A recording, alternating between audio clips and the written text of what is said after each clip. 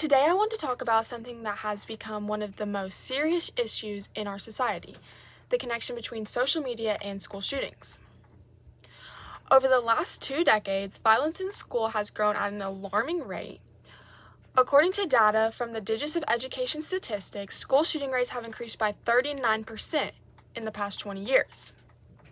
Researchers like Agui Lawrence from the Northwest University in South Africa have also found that adolescents that use social media, their mental health has dropped drastically.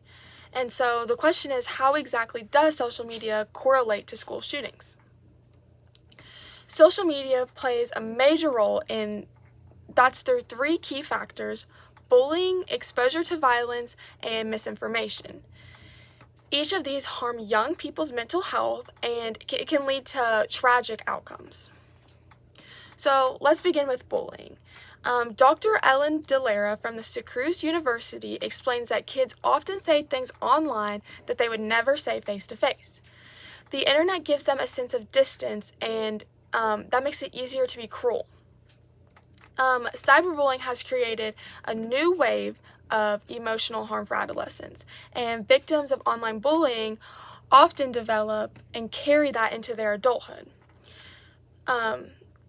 They carry that depression, the low self-esteem, and the trauma that comes with social media and bullying online. So studies show that many school shooters were current or former students who had experienced or committed bullying. So this pattern shows how social media and online cruelty can evolve into the real world and create violence in the real world. So now let's talk about the exposure of violence. Dr. Leela Shakio, a psychologist, describes something called victimatous trauma, the emotional damage we experience from witnessing other people suffering. On social media, we see violent images and disturbing content from news, school shootings, and other content like that every single day. So over time, this content exposure can build up feelings of fear, guilt, anger, and many school shooters have shown signs of depression and trauma for long before they make their attack. So social media doesn't just showcase violence, it normalizes it, and it makes a tragedy feel ordinary, and that's what's dangerous. And the third factor is misinformation. Social media spreads false information at an incredible speed.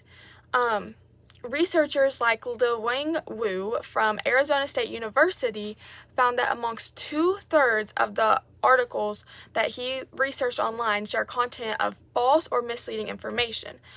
This information fuels anxiety, fear, and distrust, and it can even inspire harmful behavior when people see violence and it being glorified or shared without context. For young, irrepressible minds, this creates confusion and instability that can lead to poor decisions and sometimes deadly ones, like school shootings. Now, some people might argue that putting restrictions on social media violates young people's freedom of speech or their privacy, and that's a fair concern, but my solution respects both the rights while still protecting the children. So here's how this would work. Children under 18 would need parental approval to receive messages from new contacts on social media.